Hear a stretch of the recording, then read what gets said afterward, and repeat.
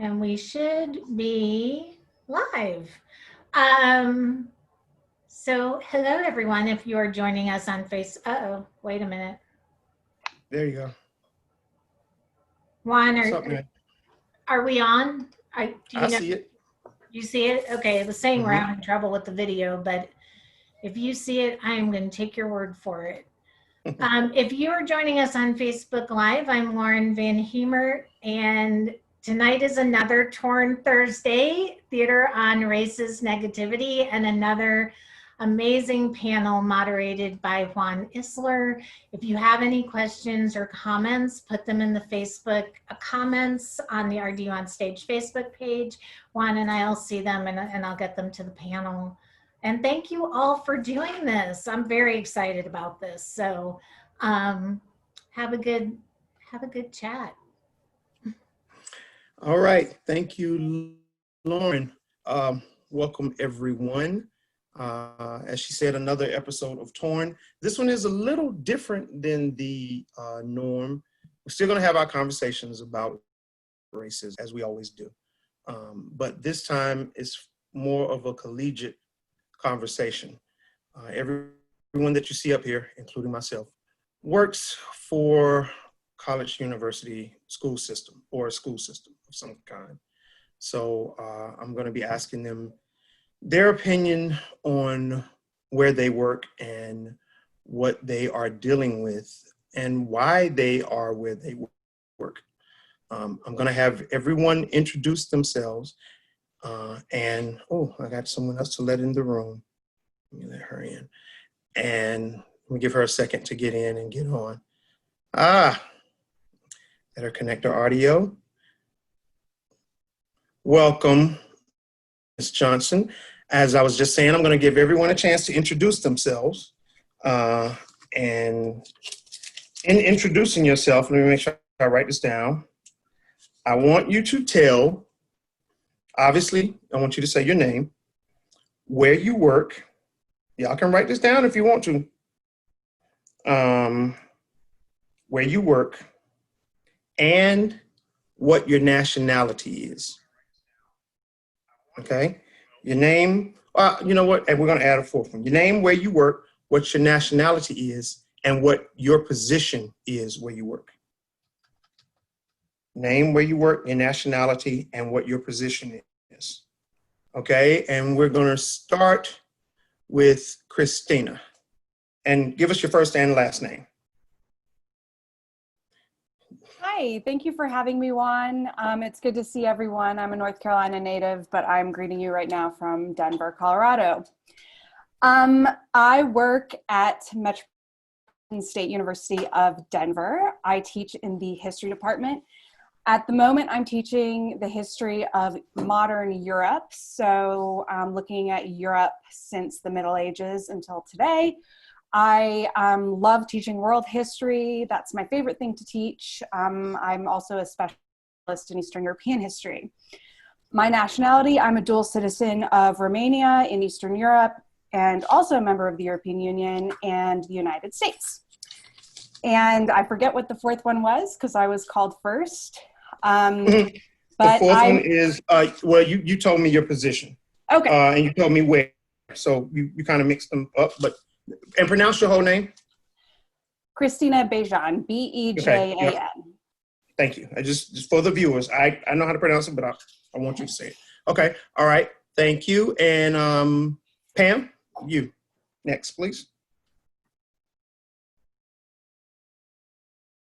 I'm gonna need you to turn that mic on because I can't hear a word we're saying. Turn the mic on, Pam. Come on now. It's on. Mm-hmm. I am Pamela Bond, and I am currently employed at North Carolina Central University Theater Department as the costume designer. I am from Durham, North Carolina. And what was the other? I'm sorry. Nationality? My nationality, I am Black. African American, Black. I'm Black. Okay. I'm Black. Thank you. Mr. George, please, sir. Hello. Well, thank you for having me on, Juan. I appreciate everything that this broadcast is doing, and I think I've only missed maybe one or two of them. My name is George Jack. I am Associate Professor of Humanities at St. Augustine's University in Raleigh, North Carolina, which is not the background that I have up, but here in sunny southeast Raleigh. I've been here for 21 years, starting as a one-person theater program. And now my colleague who may be joining us, Dr. K Celeste Evans, teaches with me. I am from, I was born in Delaware, and I've lived in a bunch of different places.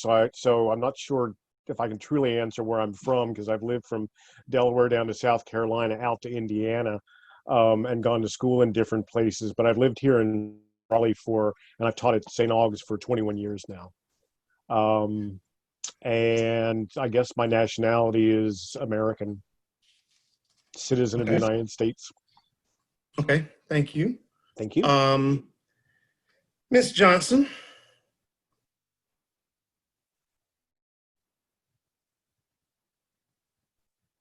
Hello, my name is Christy Vincent Johnson. I'm originally from Baton Rouge, Louisiana, and I am the director of the dance program at North Carolina Central University, and my ethnicity is African American. Okay, thank you. Mr. Reese. Good evening, everyone. My name is Arthur M. Reese. I work at North Carolina Central University. My nationality is African American, and I am the technical director for both North Carolina Central and the National Black Theater Festival. Thank you. Jennifer. Thanks so much for having me. My name is Jennifer Natalia Fink, and I am a professor of English and associated faculty in theater and performance studies and director of disability studies at Georgetown University.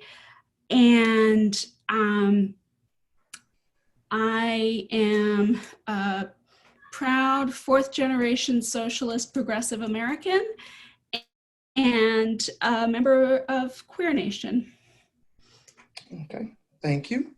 And Dr. Asabi. Hello, thank you, Juan, for having me. I am Ashabi.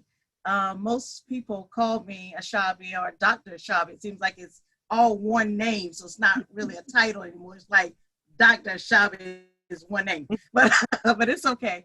I also go by Stephanie Howard, and so when people, sometimes they email me and say, bring Ashabi or bring Stephanie out, I make sure I bring both. I am the chair of the theater department here at North Carolina Central University and theater department. And as you see, I have a lot of my family members here with me who make it great. So that is a privilege in itself. And I am African American. I think I try to be more African sometimes than I am American, but certainly African American. I think I answered everything. Mm-hmm. Yes. You did. Now, in the 11 times we've had shows, I asked that as the first question, and I ask it because a lot of what I want to talk about is our programming, the way we've been programmed as people, and definitely in this country as people. Now, the nation we live in is United States. I'm assuming everyone up here was born in the United States, correct? Yes. Okay. So now, technically, and I just looked it up because I had a question with an employee about this. Technically, if you're born in the nation of the United States, then your nationality is what?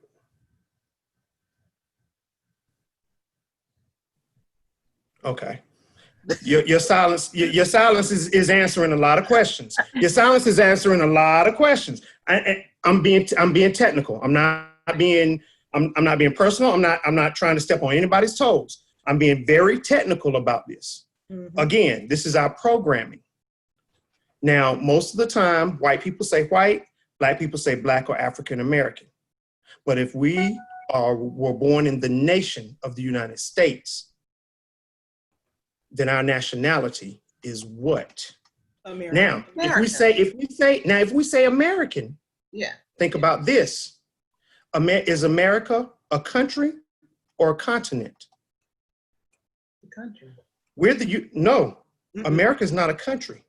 United States is a country. Right. The important word in that statement is America. United States of America. Right. So technically, if you are Mexican, you are an American.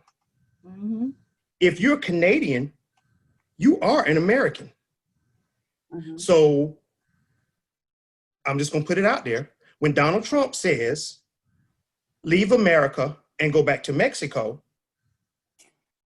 if you were Mexican, you can look at him and say, if I go back to Mexico, I'm still in America. Mm-hmm. So some of you here said, I'm African American. Yes, that is your heritage. Christina, you said Romanian. Yes, that is your heritage. But the question I asked was, what's your nationality? Now, after the conversation I had today, because I actually was thinking American, but we actually don't have a name for United States. Mexican people have Mexican. Canadian people have Canadian. We don't have United Statesians. We don't. We say we're Americans, but that's that privilege. Mm-hmm. And in this case, that's not a white privilege. That's a us privilege. We all fall under that privilege. So tonight we're going to talk about these programs that we have. One program that I found myself under this past weekend, I was with my nephew, and I was sitting with my legs crossed. And I'm old school. I'm old, older than my birthday, just old as dirt. And my nephew said, "You can sit cross-legged." And I said, "Huh?" He said, "You?" And I said, "You mean Indian style?" And he said, "No, cross-legged." And I stopped and was like, "Oh my God, I just made a racist comment. I can't believe I've hosted 10 shows against racism, and I just made a racist comment." But always growing up was Indian style. Thank you. It was Indian style. That's all we knew was Indian style. But that's not correct. No. It's not. But that's all we knew. But it's not right. Not right.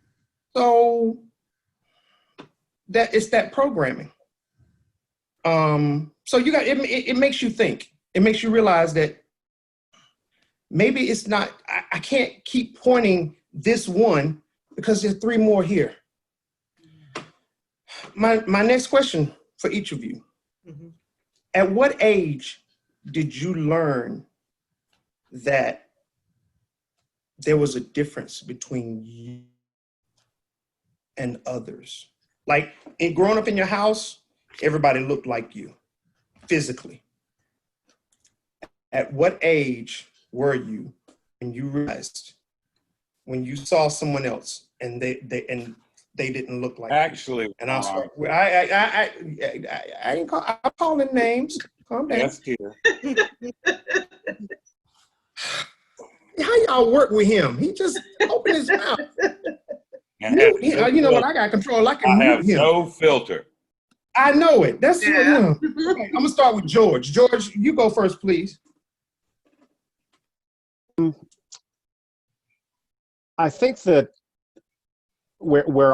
so the question, I guess, is, I have a couple answers for it. That when I sort of recognized that there were others than myself, and then when I recognized that I was in a group that I was different from, When I was, so I, my mom and dad and my family, we moved around a little bit when I was a kid, and I went to kindergarten in New Jersey, and I guess looking back on it, that was so that was the late '60s, and and most of the kids in the class that I can remember were just all of us little white kids, and this one day a little black boy named Jimmy Brown was introduced to the class, and he sat next to me, and it was kind of a brief moment of recognizing, oh, he looks different from the rest of us. And then that was kind of it for me as a 5-year-old. And then the only other thing I really remember about him is that he ate moon pies a lot. And that was the first time I ever had a moon pie. And my mother would not pack moon pies in my lunch, but Jimmy shared his with me. And then the following year, because of a family situation, we moved back to West Virginia, which is where my mother and father are from.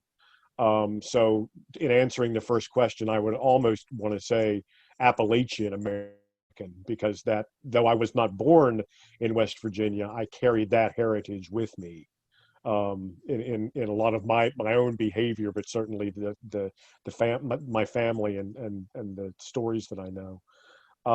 And at that point, it was sort of a socioeconomic difference, because I was coming, the only thing that I knew was Delaware and New Jersey, and then going back to West Virginia, it was, at that time, it was like stepping back. It was late 1960s, but it was kind of like the 1940s, because the school was old, the textbooks were old, the teachers were old, and it was a lot like what my mother had experienced when she was in grade school. And so that was my first understanding, not necessarily racially, but my understanding that there are different people in different places. Also, in first grade back in West Virginia was when I had my first encounter with racism, which may be off topic. Maybe you want to come back to that later. But that was well. So and I remember, when you look back at your childhood, there are these moments that just kind of pop out, and this is one of those that happened. So it was either first or second grade. I don't remember which one, but I know that at that point we were really into learning how to read, and I loved reading and went to the library whenever I could. And so the library was downhill from the school, and so we walked, everybody holds hands, and you walk down to class, and we went to visit the library, and of course at that point saw what a card catalog was when they still had those, and all of the different sections of books. And then we walked back up to school, and we took a shortcut through the school parking lot, and somebody had written or painted the N-word on the parking lot, on the ground. So I'm a curious kid, and still naive to a certain extent. And I saw this word and I had no idea what it meant. And so and I can't, looking back, I can't say, I mean, I can certainly say that from a position of privilege, I had never had that directed at me, certainly. I don't know how many young African-American children in first or second grade can say that they have never even heard the word. But at that point, I never had. And so we get back in the classroom, and me being me, the teacher was saying, so what did you learn today? What all happened today? And I put my hand up and I said, Mrs. Gorby, who was my first grade teacher, I said, and I said the word, what does this mean? And about a third of the class went, oh, right? And then another third of the class laughed. And then about the remaining third was like me, just what happened? What did I do? Right? And I felt like I had done something wrong. And my teacher, I remember her just saying, well, that's a word that we just don't use. That's a bad word. And then we just kind of moved on to something else. And then later on that evening, I went and I asked my mom and dad. And the thing about it as I look back in retrospect, is what it says about my parents, what it says about because I mother and father and my grandfather. I had never heard that word. If I had heard it at home, I'm sure I would have known what it meant. I probably would have said it, but I never had. And I look back at my mom and dad and feel very, very lucky that I did not grow up with that point of view. Okay. What did you think of your teacher not actually taking the time to explain it to you? At the time, I thought I did something wrong. Mm-hmm. I thought that I had, I do remember the one kid said, "Oh, he said a bad word," or something like that. But I didn't know what the word was. I guess, I mean, she was a real sweet old lady, and she wasn't an old lady at that point. I met her several years afterwards, and it was an interesting situation when I was teaching back in West Virginia for 3 years, and I met her, and of course the last time that I had seen her, she was like, I had to look up at her, and then when I saw her, she was just this tiny, this like, she was like 5 feet tall, and I thought, oh, for heaven's sake.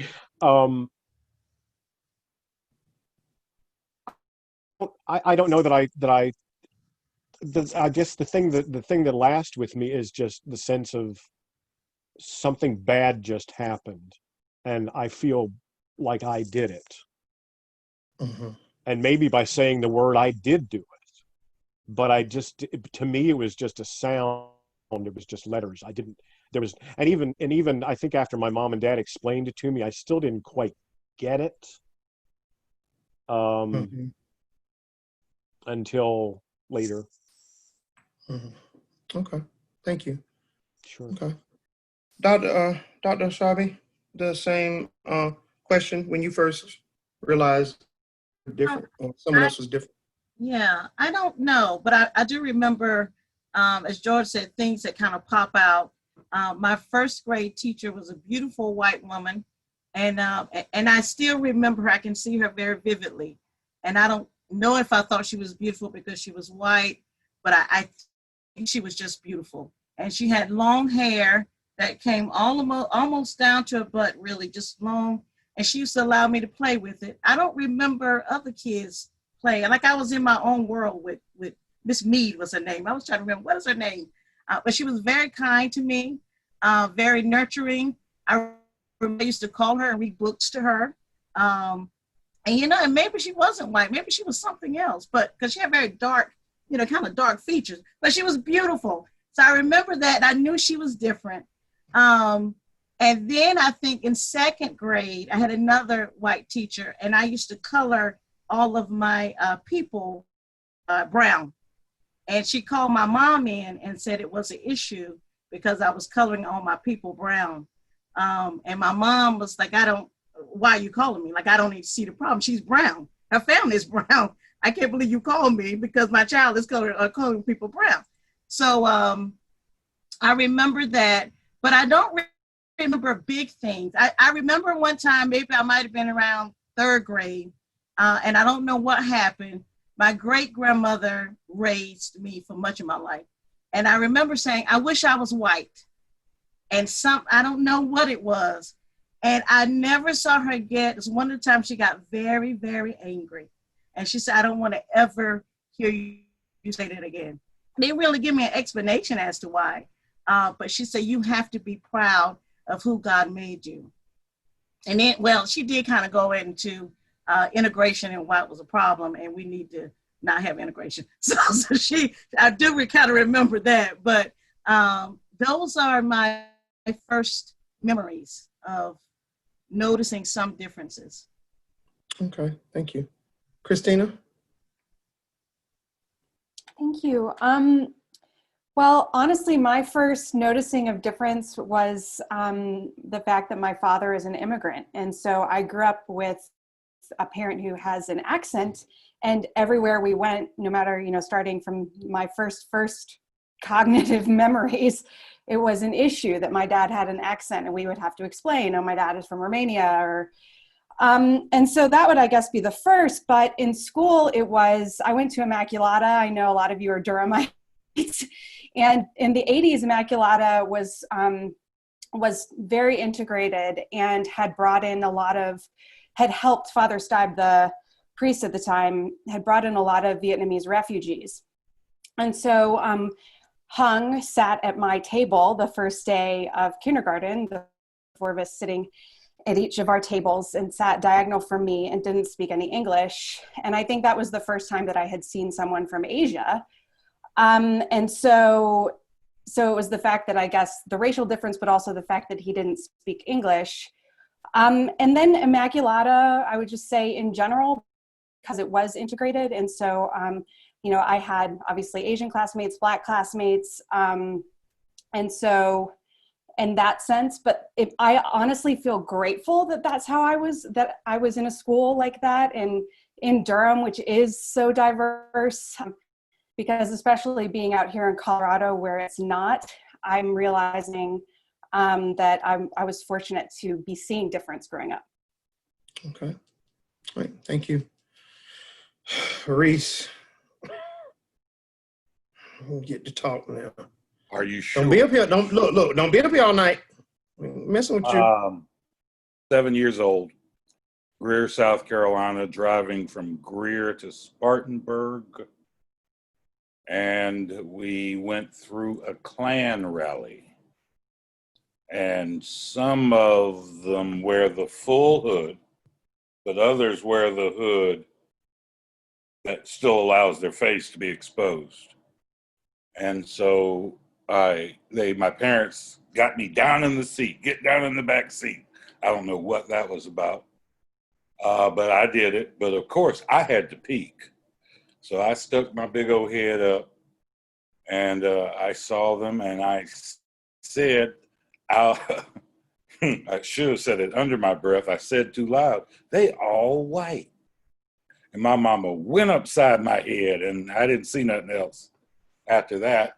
That was my first encounter. And then in Easley, South Carolina, at West End Elementary School, I was one of 2 Black people in the entire school. So Viva la Difference became fairly evident right away. Wow. Okay. Wow. A Klan rally. That's a way to be introduced to it. Yeah, it was very interesting. Wow. Okay. Pam? I am a little different. I think when I went to kindergarten, it was all Black. Elementary school was all Black. Middle school, all Black. High school, all Black. The only time we really had any interaction with white people is when we went downtown. And I'm from Durham, raised in Durham, Bull City proud. But the only time we actually had contact with white people is when we went downtown, and it was everything in my community. We had pharmacy, we had grocery stores, we had schools, churches, everything we needed to have a daily life and to progress and be good. We had it in our community. So we didn't need to interact outside of the community except to go downtown to Sears or Belk or any of the major department stores. And I can't remember a time then where I encountered any racism, but I remember in college, it was an internship, and I was supposed to be typing a memo or something for my boss. And I guess it was something that I didn't do right. Well, he made the comment that, how are you going to be able to do this with your bosses, or how are you going to be able to, maintain a job? And I remember looking at him and thinking, well, why would you think that I would not be the boss? And I could have somebody doing this for me. And at that point, I think it kind of dawned on me that why would you assume that I would be in the lesser position? So I think that was my first the light went off that, yeah. But growing up, it was beautiful. It was beautiful. Okay. And Jennifer. This is such a great question. I feel like we have a whole play right here with our answers. My parents were sort of universalists. They were sort of like we don't see color, which is easy when you're white, right?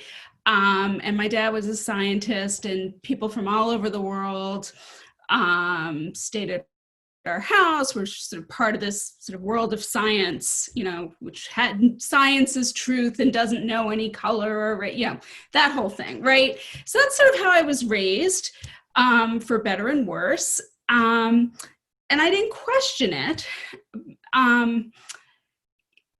When I was 7, my parents traveled a lot, part of this international thing, and would leave my sister and I with like grad students. It was the 60s.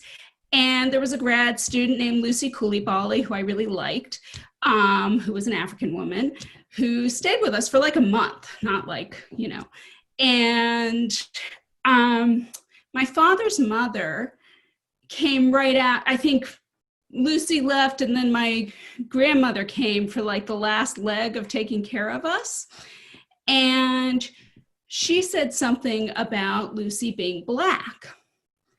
And I said, I was 7, I was quite literally, I was like, she's not Black. What are you talking, like, what do you mean Black? I didn't even, and there was something in her tone that was like disapproving or disparaging. Like, it was partly my literalness at that age, and that wasn't a term my parents used,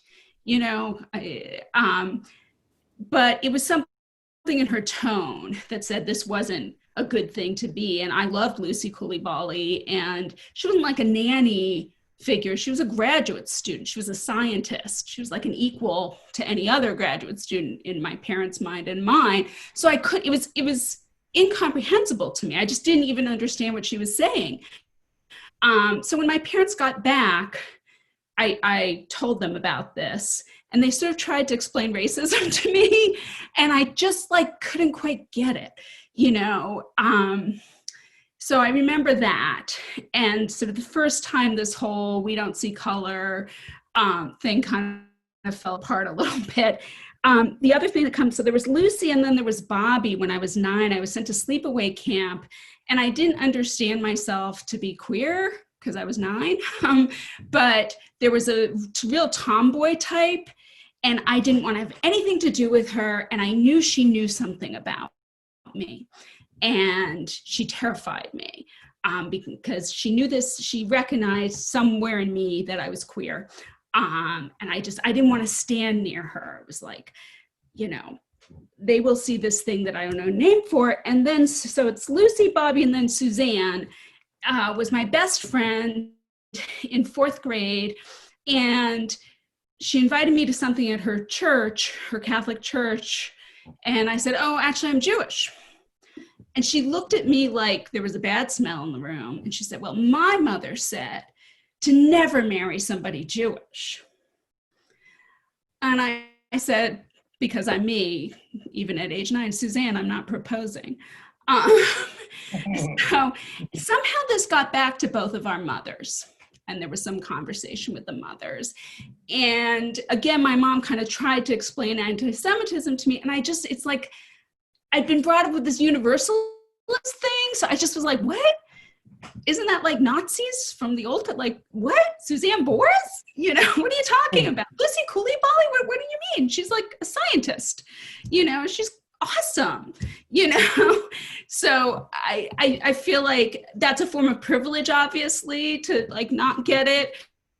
But there's a part of me that I still feel invested in that, if I'm honest. I still find the racism so grotesque, in some way. That child part of me still kind of goes, what? So. Okay. All right. And Christy. Hi. So taking everybody's story in, I really think my story is really close to Pam. growing up, my mother was from, my entire family was from Baton Rouge, Louisiana. And so the Black community was really, really close. Reminds me a lot of Durham. And so she protected us in this circle. I went to elementary school at Southern University's lab school. So it would be like NCCU having a K through 12 school. So I went to elementary school, K through 5 at Southern University's laboratory school. So it was 100% Black. I went to a Black Baptist church because I lived 10 minutes from Southern University, which would have been like living near Central. We went to football games, basketball games. I did everything at Southern there was to do. Our families grew up there. So I was always around so many Americans. And so what's interesting is I was sitting here thinking, as I shifted to middle school, that was my first time going to school with people who were not, where everybody wasn't Black. And I really was trying to figure out, what did that mean? And I don't remember having any type of huge adjustment. And so even though I went to the grocery stores and I saw, white people or people of other ethnicities, I don't remember feeling any different when I was at this middle school, which was very balanced in terms of race. And one thing I wonder is, in Louisiana, because of the culture, some people who are Black don't look Black. And I know that's a whole nother conversation.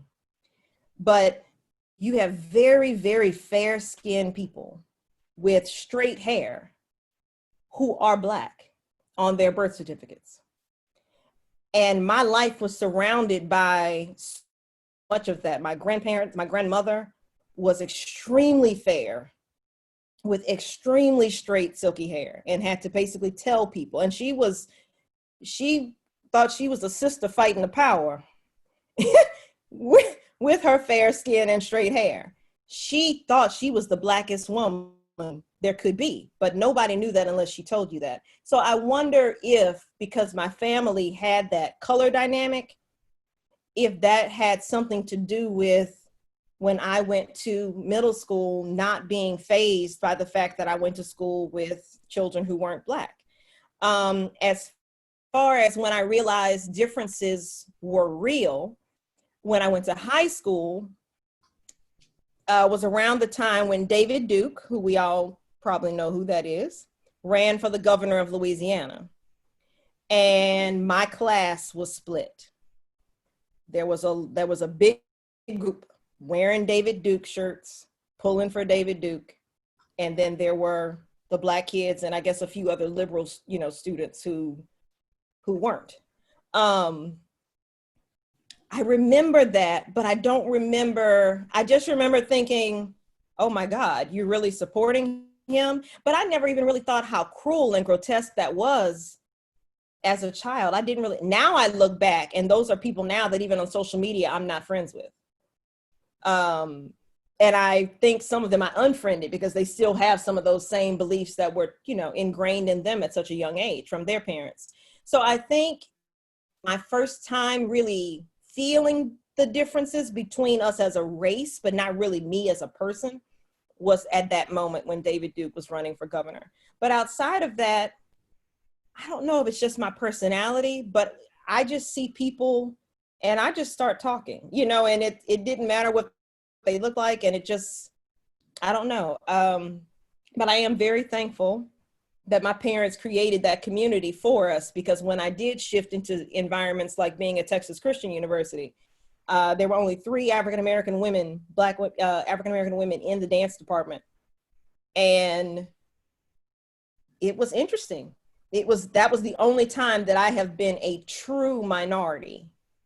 And so that was probably a moment where I was so glad that I went to an HBCU and that I had grown up in a Black community, because every time they tried to tell me or made certain comments in terms of what was aesthetically, beautiful to them, and I knew it never revolved around what I grew up seeing as being beautiful, it didn't tear me down, because I knew there were so many people who felt the same as I did, because I had grown up in that community.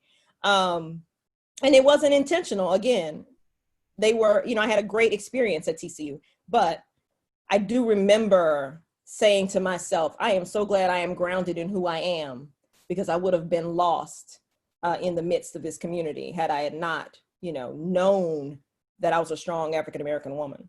So. Okay, thank you. Now,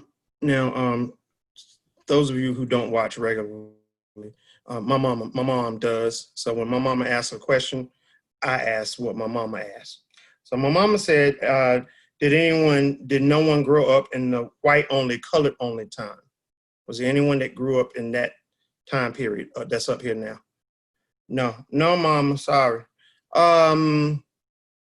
Nobody knows about that time period. Nobody knew about the water fountains of the white only, colored only. Christina, something that Christy said, in this new age of social media, has there been an effect on you because of the political craziness is going on with your friends on social media? Have you lost any friends, and how has it affected your social media status, the political stuff that's going on? Yeah, well, actually, I want to say that Christy giving her family credit, I have to really give my family credit as well. I think they prepared me for the wide world, maybe just because of each of my parents' backgrounds. But this is relevant because my parents are conservative.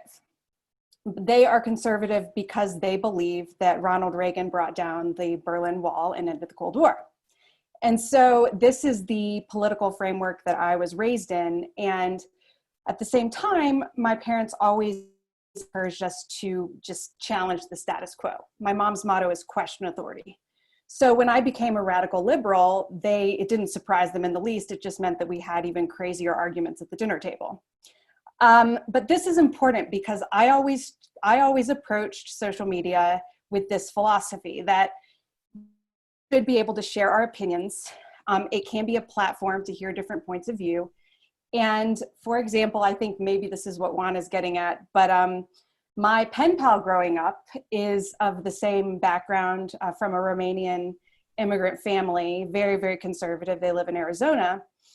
And initially, whenever he would chime in on my Facebook posts, both him and his dad, it would be like, interesting. Okay, so here's a conservative chiming in this discussion. That's kind of interesting. Until he became a total troll, and so did his dad. And it got to the point where I was like, okay, I have to block basically family members because I've known them my whole life, and this is crazy. So I had to block them, and then recently I had to. Maybe this is also why Juan invited me tonight, but I had to block someone who also became a troll who I went to college with. I was a theater major. I'm a theater person too. I got this invite today, but same situation of just, I was trying to let everybody have their points of view on my Facebook page and just being supportive of everyone. And he just went after me. And this lasted for like 3 days of him trolling me. And so I said, you know what, I don't need this. And I blocked him, but it makes me sad because political scientists and historians of ideas, this is a part of the discussion now, is our democracy disintegrating because we cannot actually have conversations with each other? And unfortunately, social media, you think it can be a platform for where we can hear different points of view, but I think the writing's on the wall that it's going in the direction of this toxicity and this trolling and wanting to basically, everybody wants to be left alone and talk to people that they feel supported by. So I have now blocked people, which is a big move for me. And it does make me sad because I do like hearing different points of view. So I think that's what you were asking about, Juan. It was. Thank you for understanding what I was trying to say. And you actually, yes, you answered what I wanted to hear and more, because that is, you're different than me because I'm not blocking you. I'm going to say what I need to say until you block me. I'm gonna make the person block me. I'm gonna hurt their feelings. I will dissect everything, every negative thing you say to me, like a 10th grade teacher on an English paper. I'm gonna take a red pen to it and give you an F. I'm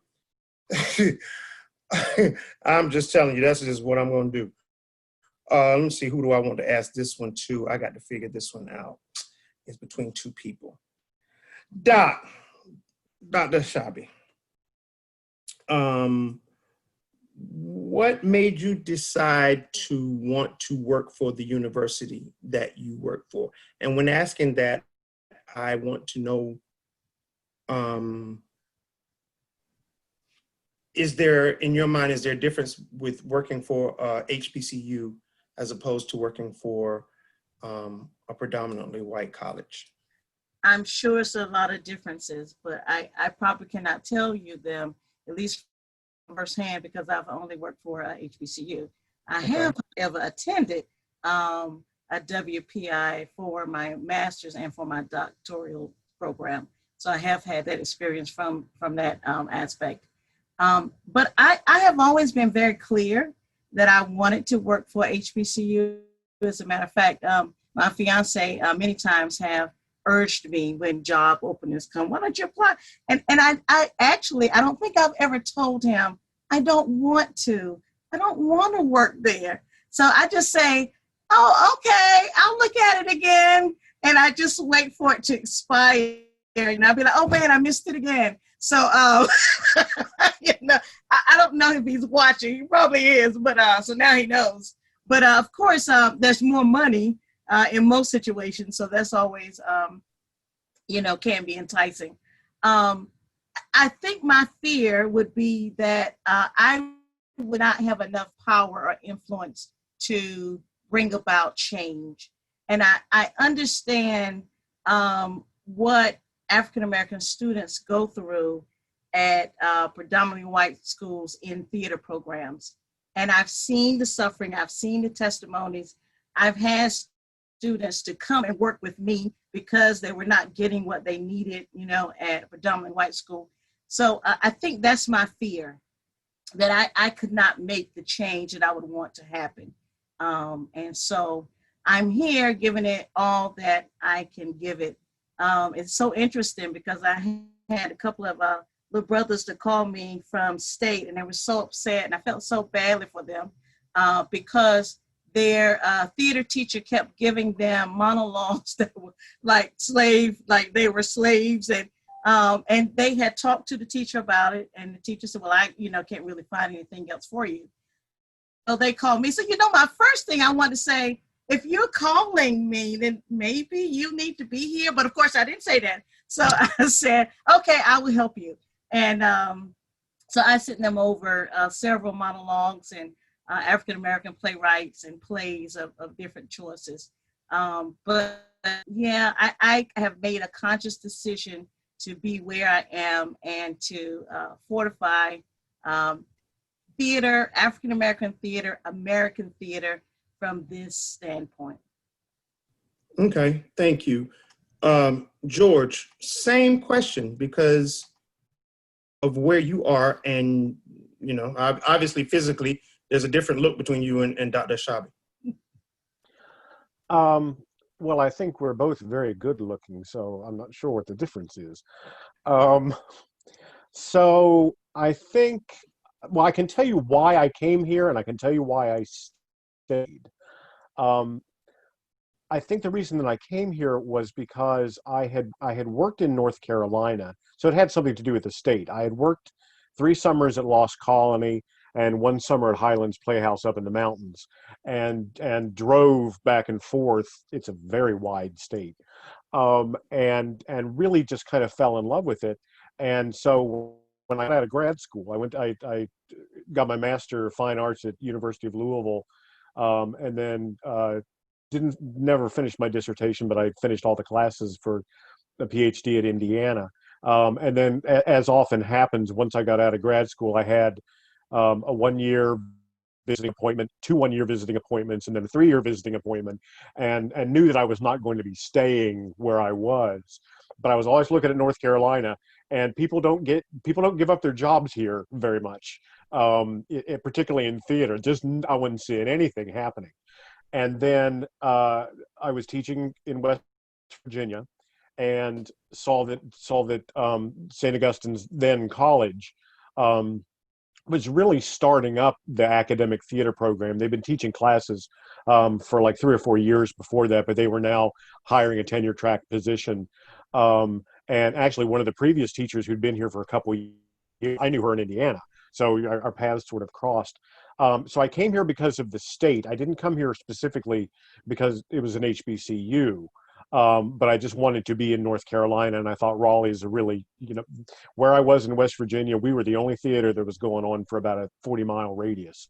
And then, well, there's a community theater that also did one show a year. But here in Raleigh, it was just a feast for me to have all these different theater companies to get involved with and go to and see. The reason why I stayed has everything to do with my so this is going to get a little personal here. I apologize. So I'm an only child, and am not married, and my parents have been and were my life. I had the best parents that I know of anybody ever having. And I'm so grateful to God that I was given them and they were given me. And so I was looking, so they were in their 80s when I started teaching. As you know, back in the fall of 2000, like I said, I've been here for 21 years. And so I wanted to find a place where I could bring mom and dad. They were living up in near the Chesapeake Bay, up in northeastern part of Virginia. And so from the very beginning, I felt, and I know I don't look like majority of my students or my colleagues, but I felt more at home here than I did at the other colleges where I had taught, which were PWIs. And I can tell you the exact moment when I realized it was time to get out of where I was, because I had gone out to lunch with new faculty who had come in. And we were all sitting around, and you know how you sit around, you sort of talk about, well, my research interests are in this area and that kind of thing. It's all very kind of professional performance level. And I said, somebody asked me, so what are you doing here? And I said, well, I mean, I like this area, and I'm going to be taking care of my mom and dad, moving them in with me. And the person across the table from me said, oh, that's a shame. That's probably going to have a really negative effect on your research. And I remember thinking, I couldn't give a damn about what it would do to my research. I mean, I would quit a job for my parents before I would ever think about that first. And I know that there are people who do not have the kind of family background that I have, and who are not necessarily close to their parents. But I knew where my life was headed, and I knew that I had to find a place that was warm and nurturing, and understood that sometimes family does have to come first, and family has to be, if it's part of what's important to you. So I moved mom and dad in with me. My mom passed away in 2004. My dad passed away in 2015. And my dean, the dean who hired me, Dr. Sevelyn Smith, who some of you in the area may know her. She's teaches music. She has retired now from St. Aug. But the first night that I was in Raleigh, so here I am, mom and dad and I had got all the stuff from West Virginia, sitting in a U-Haul out in the parking lot, and Sevelyn comes over and brings her mom over, who is 91, and suddenly my mom and her mom are talking to each other and formed this friendship that lasted for, as long as they were both alive. And I thought, yeah, this is the right place. And I've had no interest in going anywhere else since then. Okay, thank you. Sure. Thank you. Now, Ms. Johnson, you have worked for both. So turn that going to talk to us, please? So yeah, prior to moving to Durham, North Carolina 9 years ago, I think I'm losing count. I Because you're taught. old. Go ahead. Stop it. I taught at 3 PWIs, and I was content, but it didn't feel right. And I noticed at every program, the African American students would gravitate to me, and the relationship I had with them was different. And it was always one of, with dance and with the arts, I think we all experience this, even with theater. They don't know how realistic it is for them to want to be dancers professionally. And so even though some of them may have been majoring or minoring in dance, their parents potentially didn't support them. They were in a dance program where they saw no one who looked like them. There were very few people.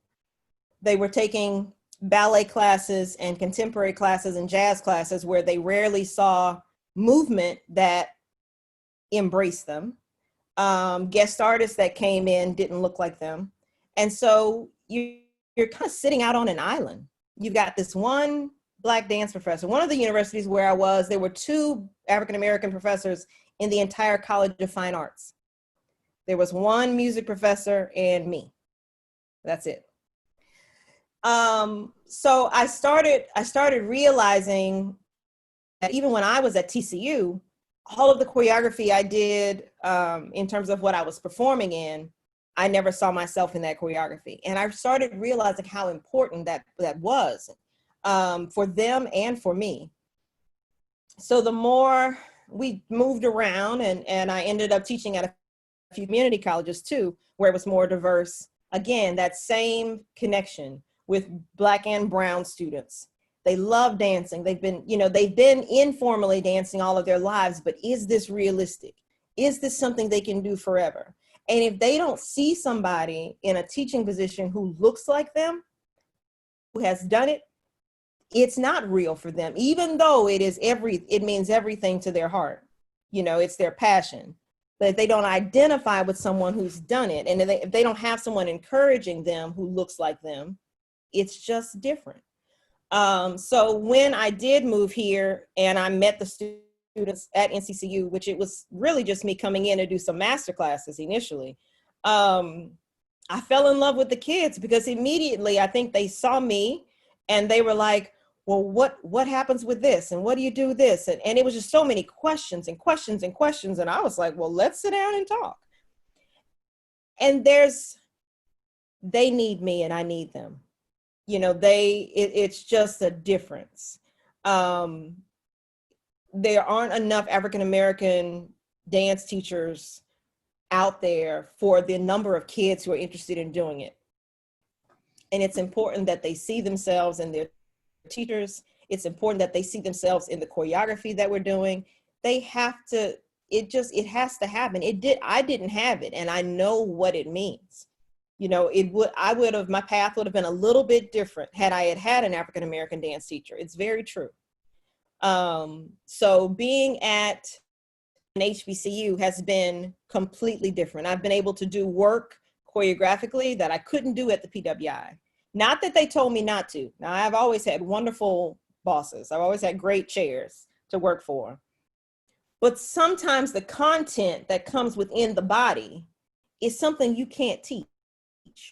I can't teach you how to connect to certain material in terms of intention with the choreography.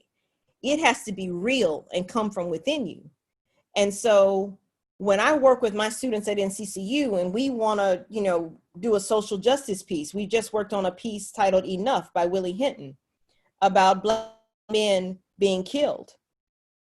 And that connection of them understanding that could be their brothers, their fathers, their best friends, their children, they have a different approach to that work. And that work means something completely different to them. Doing that at a PWI, it's not that it couldn't be done, but it would look like 2 completely different pieces because of that personal connection. So for me, on this I'm not on the back end of my life. I'm not going to throw it there. I'm in the middle. I think in this chapter, it's been really, really nice to do work that is sort of my culture, to do work that feels good to me, as if I'm speaking to, my people who may not get to see that as often, and that I'm helping young African-American students build confidence and know that they can do this and do this for other students who look like them. So it's just been a different type of experience. It's always been rewarding. At the PWIs, I still have students, just had one send me a message saying she wants to move here. And I'm like, well, come on, let's, I'll help you figure out where you want to live. It's not that I'm choosing one or the other. It's just different. I can help them in one way, but I feel like my students who are not Black have so many options being a part of the majority, in teachers they can go to and inspiration they can get from other people and experiences. My minority students who are in dance, they don't have those options. And I told one dance, I'm going to wrap it up. I'm sorry, I'm getting long. There's a gentleman here who I work with in the professional world, and he was kind of not sure HBCU was for him. And I told him, as a teacher, I said, but what if nobody stays and builds? What if everybody thought that? Who's going to stay and stick it out and build a program for these students to come to? What if we all walked away because it wasn't what we wanted it to be? It wasn't the crystal stair, Who's going to stay and build? And so for me, I think it's worth it. I think it's worth being there, even though the resources are not the same. Money, we talked about that, not the same. But who's going to be the one to stay and build for the generations coming behind you? Somebody's got to do it. Thank you. I appreciate that from the three of you. Great. And I have to say his name like that, Mama. Mama, it's got to come. I have to say it just like that. Tell your mother, I think you're wonderful. And I truly appreciate you. You're all right. So here we go. Mama, you heard that, right? Okay. All right. Yeah. See? There you go. Okay, good. He gave me a compliment. Okay. As a man of many hats, and you do wear many hats. Local theater. Do you find when you walk in the door that you immediately get respect when you are first seen? That is an excellent question. Absolutely at JTP. Okay. Because they're on a different vibe anyway, which is a very pleasant vibe where everybody's working with each other. They're getting it done. Never even seen the N-word fly past in the wind. Then I think maybe the first time I met you, Memphis, right? At Raleigh Little Theater. Yes. And then, it's very funny. The governor's daughter, Rose. All right. Actually, the funny thing is, after meeting that young woman there, he could have been a Republican and I would have voted for him, because anybody that could raise a child that non-racist and straight had my vote, because obviously that child had been raised, right? Yes, she had. Although everybody there isn't really like that. Sometimes there's a little friction, so you have to prove who you are. And I am old as dirt, and I have been doing it for many, many years. So I do have the ability to pull either a trick out of my bag or a name out of my past or a method out of my madness that makes you be quiet long enough to realize, okay, he knows what he's doing. Let's go ahead and get this done. In Winston-Salem, I've been there for 32 years. I just don't have any of those issues because I'm well established. Went to Greensboro once, and somebody was chewing literally on a hayseed and spit when I told them where I needed the motors to be for a particular truss to go in the air. Mm-hmm. He stood there and looked at me until somebody white said, yeah, that's where it needs to go. And I looked at them and I charged the producer triple. And I haven't been back in that town again. So, you know, it simply depends sometimes on where you are and who you're dealing with.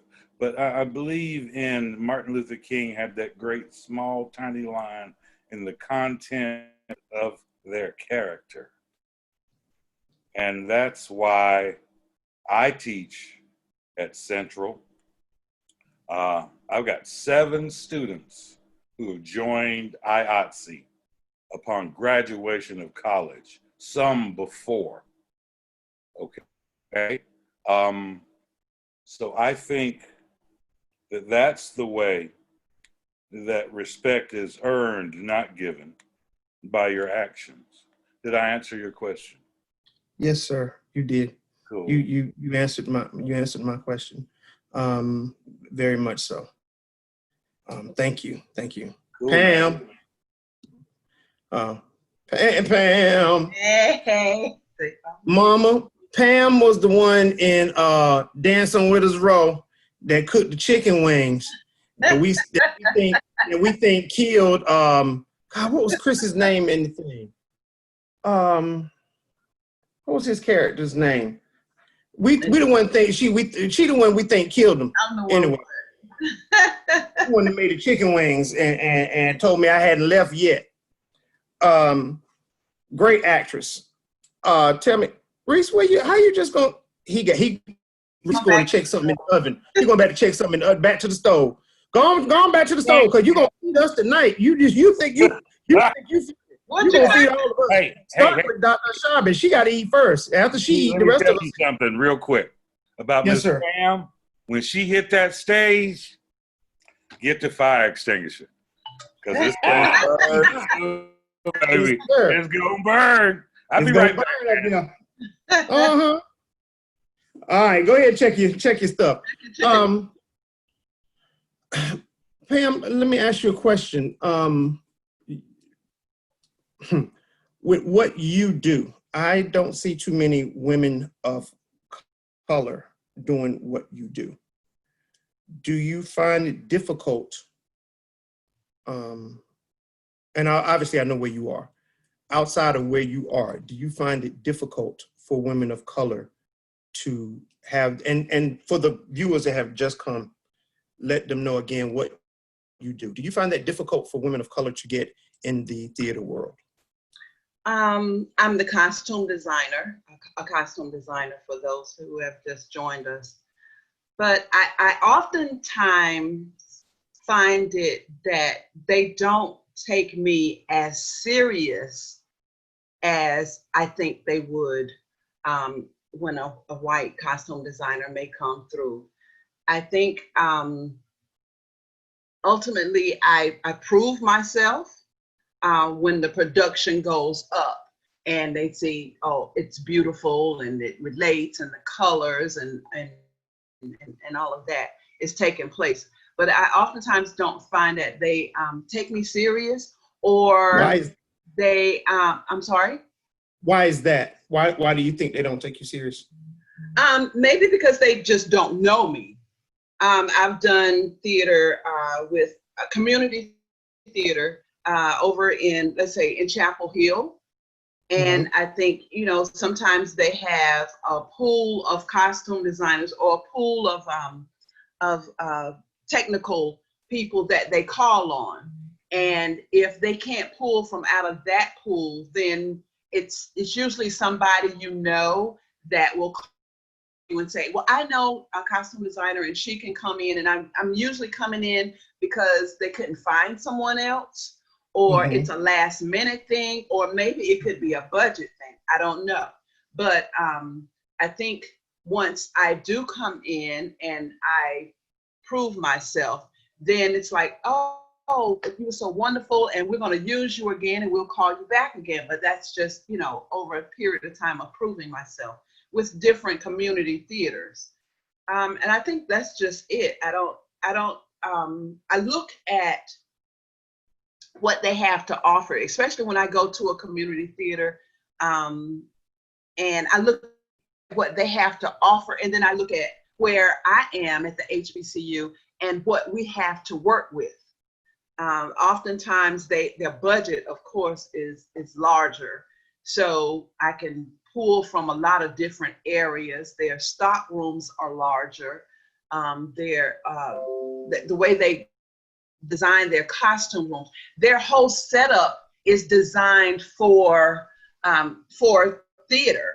And whereas sometimes we have to make room for what we need, they have all this beautiful. I went over to State, and State has this shoe closet where all the shoes are displayed beautifully in these nice plastic racks, and you can see the shoes from across the room. Whereas, it could be, our shoes are in this big old box, and we got to, go through the box because we just don't have the physical space for it. But, but once I go in and I prove myself, then it's not a problem. But it's just getting to that point. Okay, well, you know what? Let me ask this question, and all of you, and Jennifer and Christina. I'm going to get to that subject that I want to talk to you guys about real quick in a second. Let me ask y'all this: do you think race plays any part in that, Pam?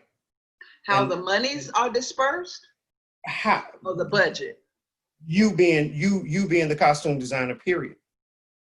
Do I think race plays a part in me being the costume designer?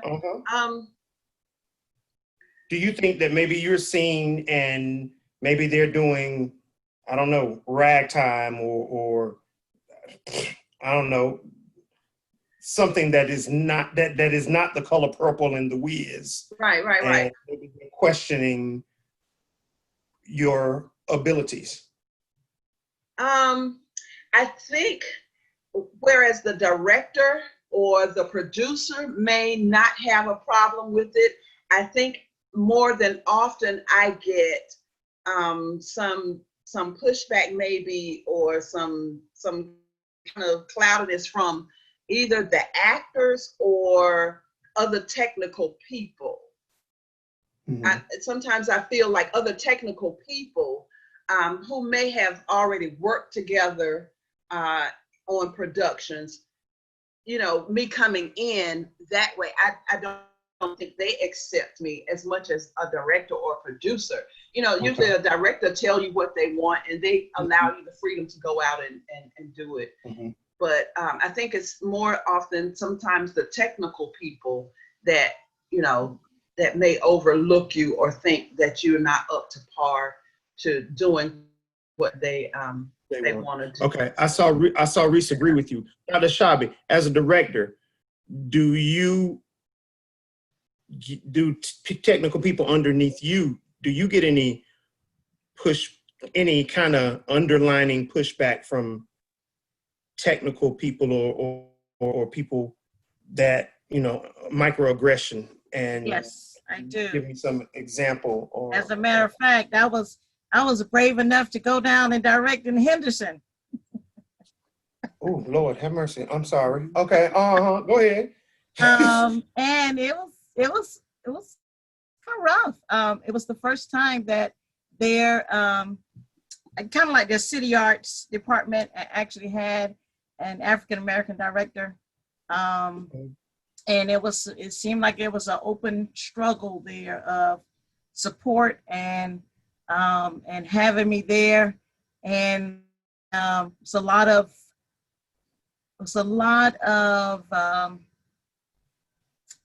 non-support from what would have been my team. And so in some ways I had to call in some of my other folk to say, come on, I'm in this situation, and how about we gonna make it happen? Mm-hmm. And I didn't do an African American, well, I did Clyburn Park, so it had some issues of both, but we did with race. And I felt that it was appropriate at that time and something that everybody could kind of relate to.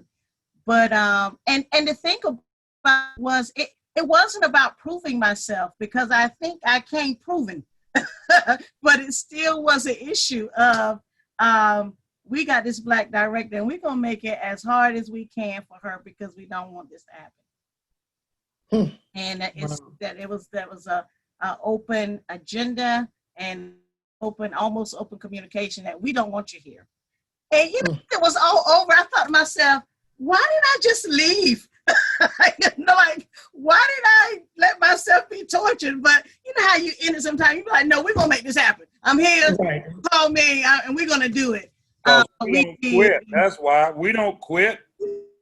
That's right. That's right. Baby kids, we don't quit. Go ahead. But now, I, you know, if given in the same situation again, I don't know that I would stay, because here again, I don't know that it made a difference, and I certainly want to make a difference, you know, and bring about change. Well, it did bring change because it hadn't happened before, so that was a good thing. Well, you made a difference. I certainly think, and also as a director, I think I get calls. You kind of mentioned it.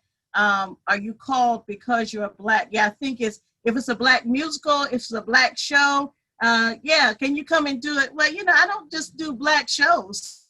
I can direct other shows. I can direct Shakespeare. I can direct Little Greek, you know. So I'm not limited. Yes, but definitely. Thank you. And look, and I am saying that respectfully, because yes, you know, when I see the Colored Museum and it's done by a white director, but it's not done well because they may not understand the subtext and the message, and it's not directed as a satire, but it's directed as a straight comedy, I get very, very upset. So I'm saying that, you know, respectfully. Okay, all right. We are going to, something I want to speak to Jennifer and Christine about, but before we get to that, I'm going to run down this thing, because normally I do this, but it was getting good to me when I was talking to my Central folk. Even though I am a Ram, I will speak to y'all. Okay, yeah, I don't like y'all right now. Okay. Sean asked earlier, your Sean, Reese, it was back when I said about the 10th grade thing. He said, how do I have the energy to dissect everything that's wrong when the lies come like a fire hose? Sean, that keeps me on my toes when I sit there and read somebody's negative comments and I'm like, oh, you want to ask me this? I start writing it down, and that's how I dissect it. Zora is looking, y'all. Dr. Shabba, she says she loves you and she loves her NCCU staff. I ain't misbehaving with her. Let me see. Let me go down. Let me go down. My mom said you were great, Pam. Okay, that's it. I'm moving on now. I just wanted to get a few shout outs. Okay, Jennifer and Christina. Jennifer, I'll let you start because you did it for 2 days, right? Didn't you strike for 2 days? Yeah. You tell us about this strike thing. Talk to us. Can you tell us? Okay. Yeah. So I think it was pretty loosely organized. I think it's one of those great ideas too. This is how a lot of good ideas happen, right?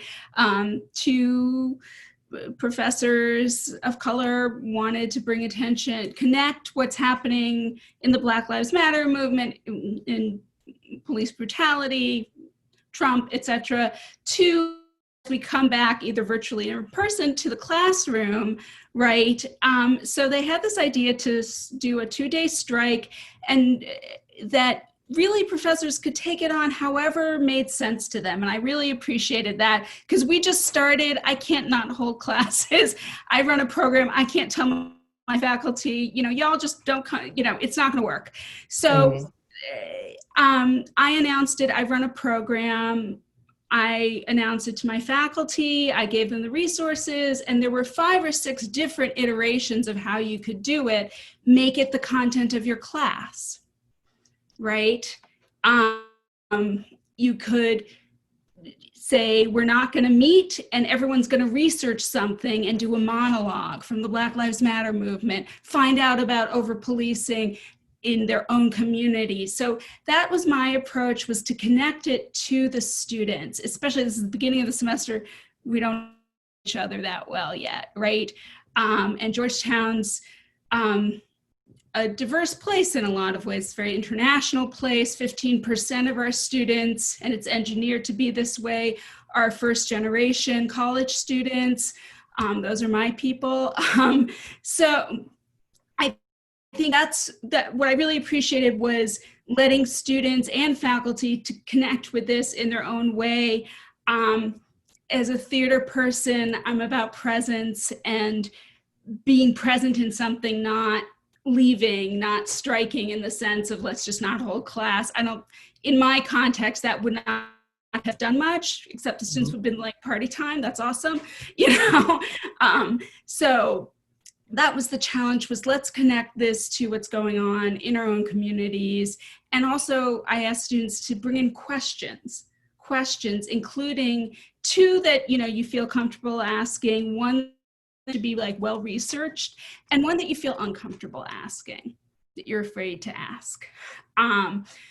So that's sort of me, it's a way of using white privilege to connect with those white students who are scared of getting it wrong, don't know what they think, to get them engaged and say, this is about you too. And that's my whole thing is race isn't this thing that only involves Black people and people of color. Gender isn't this thing that ladies have. We're all in this in very different ways. And especially as a teacher and theater practitioner, that's really important. I do want to say something at some point about being at a white institution as a playwright, where I now know I have to say things in the script. You may only use this script if you agree to cast Ida B. Wells Barnett as a Black woman. Things that I just never thought I would have to make very explicit. I really do. Why do you have to explain to us why you have to do that now? I've had experiences of very nice, sweet, well-intentioned white people falling into this notion of race-blind casting in a way that isn't about diversity and opportunity, but about whitewashing. In my play that I just produced for the 19th Amendment Festival, it was very important that Ida B. Wells Barnett be played by a Black woman. It is not the same play if it is a white lady playing that role. That seems perhaps obvious to most people on this panel. It's shockingly really not. It's not even well thought out enough to be coherent appropriation. And when I say why, it's just not thought out enough. And it is something about not seeing the incredible talent that is at saying, oh, but we don't have any seniors who are, Black women. I was like, well, then it'll be a junior who's cast. Guess what? But that's something that I've really been a little shocked by, I have to say. That seems to me, in the case of my work, which is, it's not trying to be neutral, it's engaging ideas of race and power and racism. It's shocking to me that that's sometimes where the conversation is. So I did want to just jump in and bring that up. Thank you. Okay, Christina, I know you did not participate, but you know what? Well, go speak on that, and then there's something else I want to ask you. Go ahead. Well, according to Jennifer's interpretation, we did participate, but that's not how the strike was advertised. It was not well publicized at all, and what was out there said when I searched it to strike like the UK does and not have class. And I teach at a very different institution from Jennifer. Metropolitan State University of Denver is a commuter school. We're all online now, and it's mostly non-white students. It's mostly first generation American, first generation college. And it's the first university in the United States to grant college degrees to DACA students. So I didn't feel it was in good conscience to just not show up to class. I did give them the option to strike themselves if they did not want to come, absolutely no problem. And when it comes to the content of what the strike was supposed to be about, Black Lives Matter education, we start every class in our European history class talking about the news of the day. And for the past 3 weeks, we have started every class talking about Black Lives Matter. So that's how I chose to handle the strike. My university did not advertise the strike. I told my department about it. So that's what we did. Okay. Let me ask you a question. And if it was a choice, I understand. You aren't teaching in theater. Was that, yes? I'm in the history department, yeah, but I am a theater person. I was a theater major. I'm a theater practitioner. I run my own arts group that produces plays. And we, because of being a theater person, a lot of our assignments are theater-based. So this semester, my students are writing Zoom plays. They're writing and recording monologue speeches. We watch a lot of movies. We did Shakespeare last week. We performed and unpacked a monologue. So you could say I'm a theater major history teacher. Good. Okay. So you found a way to bring it into what you're doing. I like that. I like that. Okay. I don't know. Believe me when I say, and I think you do, I wasn't being negative by asking you that, because this is a story for you. I have a degree in music. I'm an event coordinator, and I have nothing in theater at all. So yeah, figure that one out. And I'm up here with y'all and have worked with the majority of the people on this panel. So yeah. Something, Jennifer, you said, and I'm going to ask my North Carolinians this. Well, actually, all my North Carolinians, actually any of y'all. You said people say to you, or someone has said to you, we don't, when it comes to putting people in positions, I'll say, in a play, whether it is an actor, whether it is Pam, the costume designer, Reese, the technical person, Christy, the choreographer, Dr. See, I can't. If I don't put doctor in front of it, it don't sound right. Now you're gonna let me put doctor in there, up there, Dr. Shabi as a director, or me as the big mouth. You know, you mentioned it, and they say, well, we don't have any Black people that can do it. That said a lot. And I don't care whoever turns their mic on first, because we've all heard it. And we all know that it's a bunch of bull and it's a lie. I have a question, please. Go ahead. What very white actress was recently scheduled to play Harriet Tubman? Do you know that answer? Was it Charlize? No. No, Julia Roberts. Julia Roberts, that's right. Yes. So, yes. Wow. Yeah. How could you even go there? You know what I'm saying? Yep. So it's a problem that exists on multiple levels. And now I'm going to let people smarter than me talk. Go ahead. Yeah. Anyone else? So when you hear that, like I just heard it from Jennifer. Pam, you hit it first. Go for it. I'm sorry. What now? You turn your mic on. I thought you was going to say something. Well, no, I was thinking when he said that, I was thinking back to, growing up when we saw Cleopatra, being played by Elizabeth Taylor. So it's not anything that's new that's being done. They, always assume a role. Jennifer, you? Yeah, I would just say one thing as someone who is on the writing side, as a playwright, I've just become very it's got to be in the contract. It's on the first page of the script, in the cast of characters. Ida B. Wells Burnett is a 40-something African-American woman. and when I get the contract, so I did this play, Bitter Flower, about Ida B. Wells and Jane Addams' relationship and sort of the racism of the white suffrage movement and how Ida B. Wells Barnett very cleverly took it on. another theater just approached me about the same play, producing it. And that's the first thing I said, when they said, they thought I was going to ask for more money. And I said, the money's fine. But I need written in the contract that this is going to be a Black actor. I get the contract, it's not in there. So I send it, I add, a line, and, I haven't heard back yet. I could tell I was making them a little uncomfortable. But for me, I think writers and directors need to take on more of the responsibility, especially for white directors and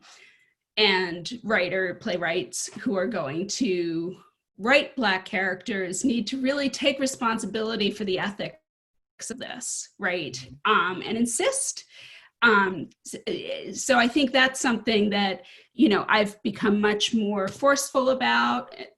And I'm in a position now where I can be more so, of just because I have had things produced where there was an idea of race blind casting in a play that is about race that changed the meaning of my intent in a way that was, to me, unacceptable and covertly racist.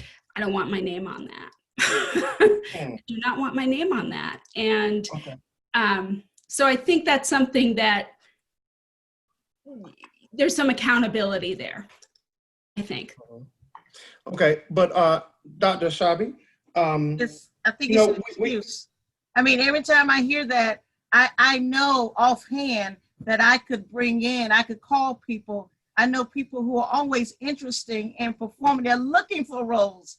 They're trying to find. So anytime I hear they will not come, we cannot find the people, I do not believe it. I have never believed that, and I have heard it several times as well.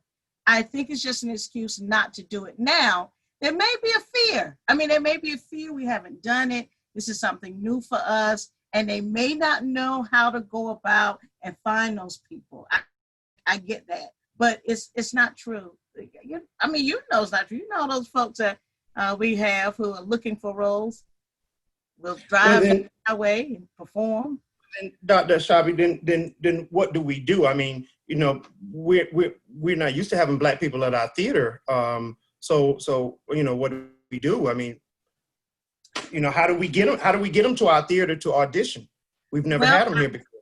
I think you look closest to you and you start making connections with those people. I appreciate it when I have somebody from Duke emailing me and saying, "Listen, we want to do this show. Can you help us?" And I'm on it. By the time, in 30 minutes, they have at least about 10 emails. You start right where you are. Surely one Black person, or something close to you that they're dealing with, African-American students, African-American theater. We're not living in that world now where you can't find that. So, it takes just a little bit of work, just a little bit. Thank you. I had to play devil's advocate, but I knew that would get that answer. That would get the answer that was needed, and I definitely appreciate that. Yeah, definitely. George, you are one of, I'm thinking only two HBCUs that has a theater department. Who did I lose? Pam said she had to go somewhere, or had to. Oh. Okay. All right. Bye, Pam. We're not gonna be here much longer, y'all. You're one of the only two. What is it that you guys have done that your program is still around?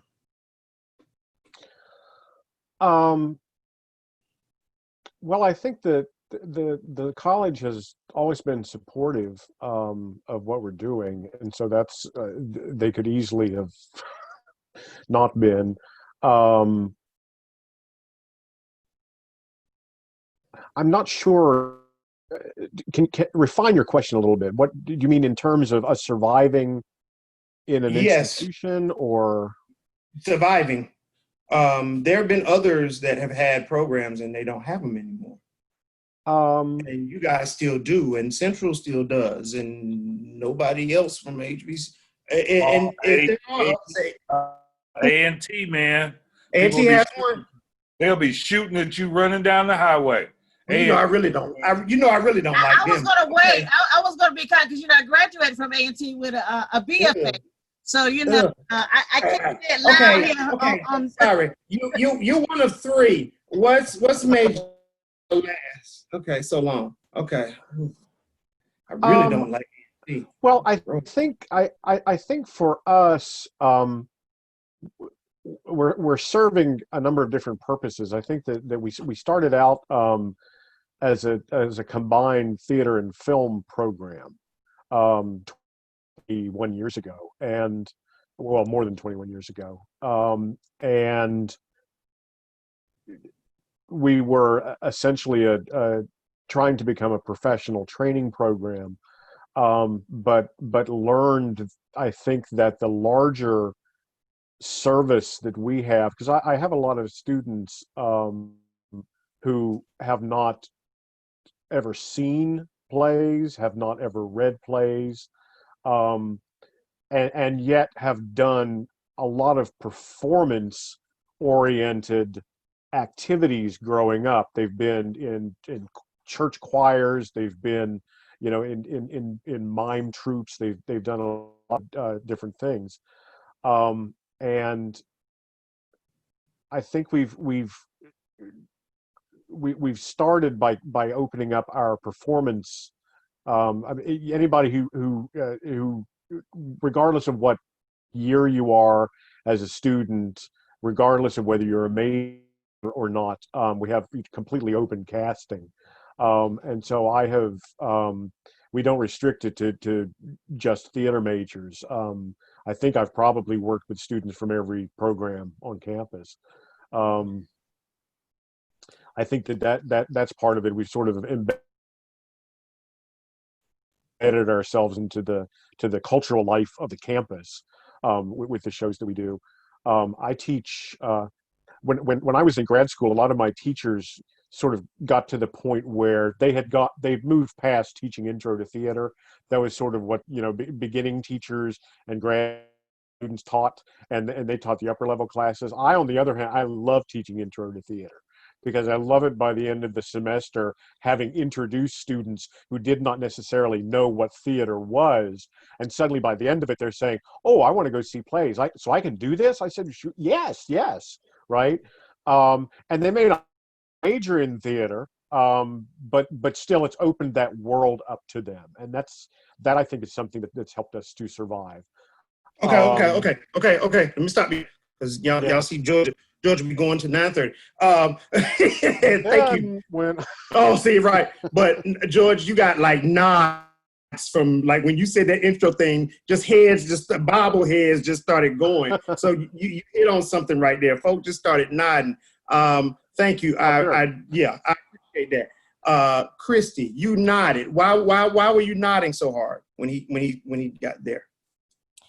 Well, that's he described my exact experience. There's nothing like teaching the level 1 classes. I have both of those this semester, and that same response is what holds me, is the fact that by the end of the semester, number one, they're doing something that they were terrified to do.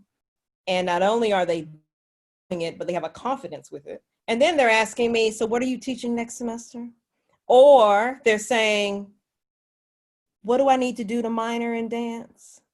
So it's just the feeling that, to hold someone's hand and walk them into something that they knew nothing about, or were very scared, to approach. And then to see that lift from them, and now they have this, very sincere interest in doing it. I mean, that's the reward. I mean, point blank. That is, and this semester I have 2 level 1 classes, a Foundations of Dance class and Jazz 1. And when I tell you that the eyes above the masks are like this, and so as, even after 3 weeks, and they've gotten used to me and my antics somewhat, they're starting to relax into the material. And I saw that, Juan.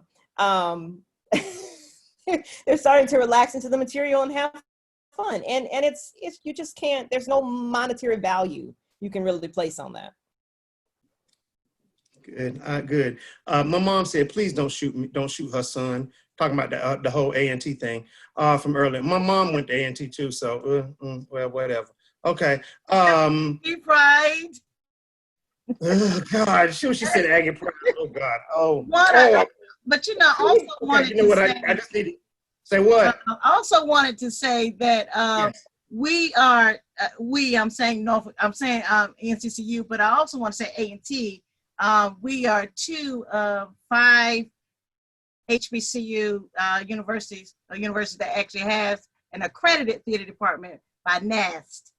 So we kind of make sure that is known, because it takes a lot of work to keep that accreditation, and we pride ourselves in that standard. Good. Yes. Yes. Another reason why we stay around too. Because my school don't have nothing. Nah, I'm just gonna be truthful about that. What is he done come in here with a lobster tail? And why is it blue? What's wrong with is it done?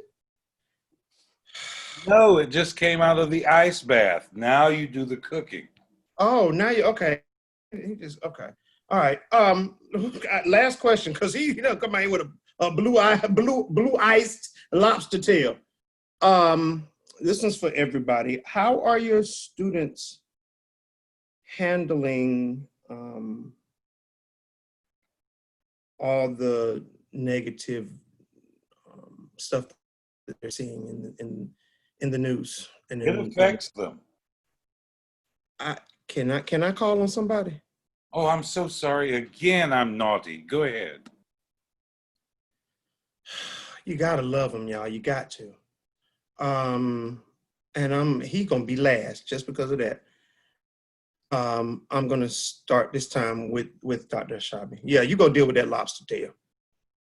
I echo Professor Reese, and there were so many classes where I was so gung-ho to get to the content, and I appreciate Jennifer and Christina talking about the things that you actually did in class as it relates to Black Lives Matter. But I was so ready to get to the content. I would always ask, how are you? How you thinking? And then I would have to, after they would respond, I saw how traumatized and sometimes angry, sometimes very depressed, and sometimes just discombobulate, not knowing what to say, what happens now, what do we do, that I had to stop and say, the content is not important right now, let's deal with this, or as y'all were saying, make it a part of the content. So there are real concerns, I think, for the mental health of our students, their feeling of safety, whether they are at HBCU or not. We know that if they're not at HBCU, that they are being very vocal. We've heard of all of the letters that they have sent to almost every WPI in the theater department. So they are making their needs and their concerns known, and I am very grateful for that. I was thinking, I don't know. I mean, I felt like I was vocal when I was a college student, and I was at protests and stuff. Sometimes I didn't know what the protest was about, but I just wanted to be there. I wanted to have a feeling of the 60s. One time we were marching, I said, don't we supposed to sing and hold hands or something? We were just walking. So I wanted that, but I don't know if I was as vocal as this generation is. And so I am so appreciative that they do have that passion. And they are trying to become these agents of change.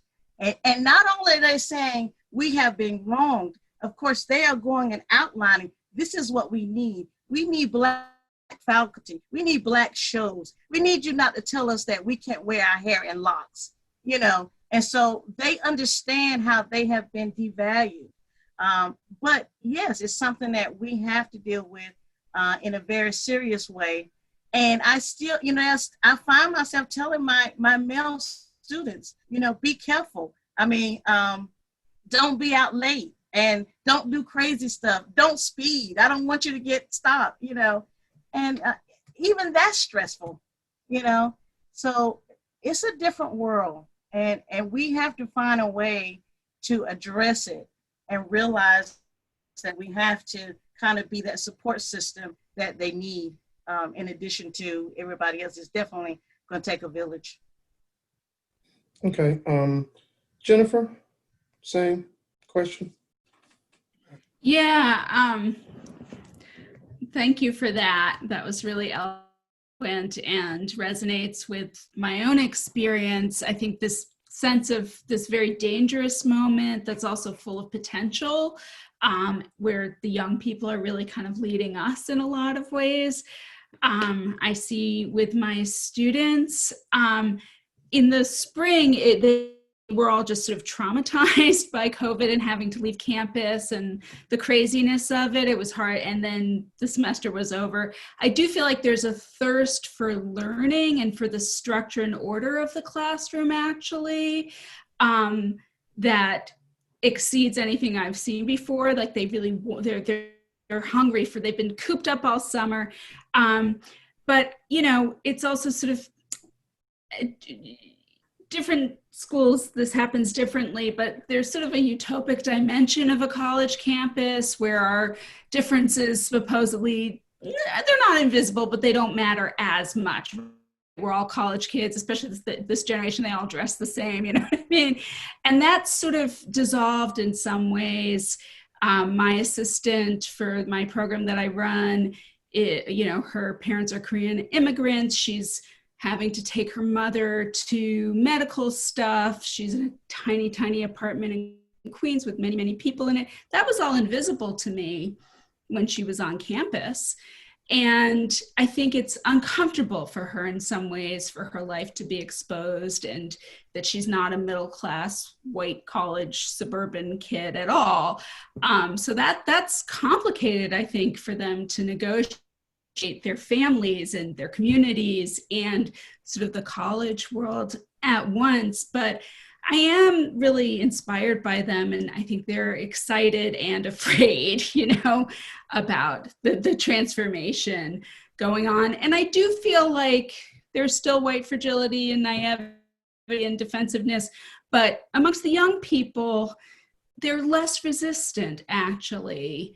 They want to think about this stuff and engage and change it and actually change it. So that's exciting to me. Okay, thank you. George? Both of what both of you just said was so eloquent. I don't think that I can really add anything to it. I know that I'm teaching my classes mostly online. We've met live a couple times. I'm in one of the, when COVID first came out and they were talking about the literature that I saw, where basically there were 4 categories where you would not do well if you got COVID, the highest risk, and I'm hitting on all 4 of them. So I feel very isolated in a way that I never have in terms of teaching. Zoom is nice, Blackboard, all of that, you know, all the different platforms. But I would rather be in the classroom. I would rather be in my office. I would rather be there talking with my students, because there's so much you can't get if you're not there. The other thing that I would say is that I do notice in the students that I have had in other classes before, there's more introspection going on at this point, and it's a lot like when after my father had passed away. I realized there's just one day where I realized that maybe 10% of my mind was focused on what was going on in the world, and 90% was just working on something. It was like in the background. And that's what I'm seeing in the eyes of a lot of my students. They're working through it. Um, and I'm hoping a year from now, politically and medically, we will look back on this as, oh, those were a strange bunch of months, weren't they? I am leery. I am worried about the general election coming up. Juan and I had a long conversation when he called me about being on here, and I said that from my point of view, actually Juan and I were doing Written on the Heart with Burning Coal Theater, and we were in rehearsal the night of the election, and I remember I wasn't doing very much, so I'm sitting off to the side with looking on my phone. People would keep coming up and saying, so is Clinton ahead yet? Is she ahead? And I'm like, no, she's not. She never did, and I was just absolutely shocked by it. And most of my colleagues at school were like, no, it's the backlash that happens. And I always thought we were headed in the right direction. And it wasn't until 2016 where I thought, maybe that's not where we're headed. And I'm very worried about it. Now, I do think that the students that I have now, I'm very comfortable that they're going to be the generation that I think is going to take charge. That I'm confident about. But what is the world going to be like when they get in those positions? I don't know. Okay. Thank you. Christy?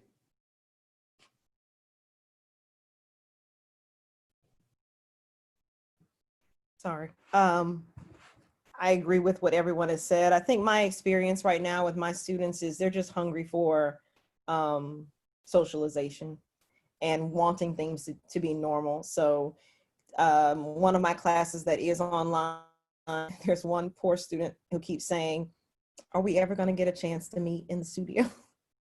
And it breaks my heart. And I want to, but just like I just remind them so much has changed, not even just COVID, with Central, but I'm homeschooling 2 children, while I'm online teaching them. So I just try to make them understand that everybody's life has been flipped upside down, and we're going to do the best we can to, make this work. So I am looking for ways to meet with them in person, and then the classes that I am meeting face to face, they just want everything to be normal again. You can tell they're just trying to find some way to get back to normalcy. But for the most part, I'm not hearing a lot of dialogue. I do check in with them. That's kind of the first thing I do when I start class is, so how are things going? How do you feel? I kind of do those check-ins. And usually the responses are, because I have them put it in the chat, and I see tired, exhausted, stressed. Then of course there's the cold, all the other little comments, but for the most part, they're like, every teacher wants something different. Somebody's on WebEx, somebody's on Zoom, somebody's on, Blackboard. Every one group told me yesterday that they feel the teachers are trying to get everything in because the teachers are afraid we're going to go back to completely online. So they feel like they're getting more work now because of that. So for them, everything's just flipped upside down. It's just flipped upside down. So while they don't say it directly, you can just tell that they just want things to be back the way they were, so they can feel a little more in control of their situations. And I think we are trying to compensate. We are. I think we are. I noticed that in myself, and I'm thinking maybe I am doing more than what I would do if I was face to face, but I'm trying to make sure they get it. And yeah, we are. And that is actually, I'm working 24 hours around them. After they made that statement, so then I went in to explain to them. I said, guys, that whole thing, if we're trying to build the plane and fly it at the same time, and we need you guys to be patient with us. And, I kind of talked them through a little bit about the mindset of professors and kind of what they're thinking. I said it is important that they're trying to get you what you need to be successful, you know, before they feel like the experience will be diminished in some way. So we dialogue about it, so that they don't feel it's an attack, or they don't feel professors don't understand.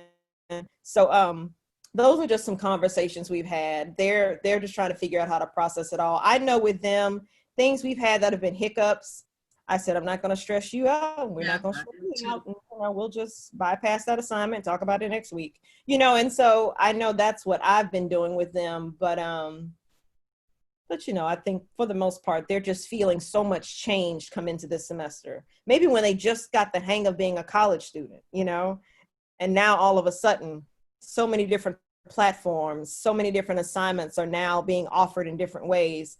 It's just a lot of new, you know, to them. And so I'd say right now, that's what I'm picking up, that they're distressed about how different everything feels right now. Okay. Christina? Well, I appreciate everyone's contribution on this topic. Of course, it sounds familiar, all of it. But what really stands out to me for my students is Metro students here in Denver are incredibly informed and plugged into what's going on. So that's been, I look forward to class each day because I'm like, oh my gosh, I get to talk about what's going on with everybody. And so I think that's been good for everyone. And then honestly, the only other thing I would say is just the frustration of technology. And even though I think I know how to use technology, still every class something goes wrong. And and I mean, like Christy said, you have to just let it roll over to the next class. And so I'm working on my own patience with that. Okay. Reese! Hey, May, here we go. Everybody's very much been spot on about a very troubled time. One of the things that has never occurred for me before is the determination that these young people have that they are going to vote. They are going to find a way to vote. And I think that's beautiful. Okay. I'm like George too, man. I miss my classroom.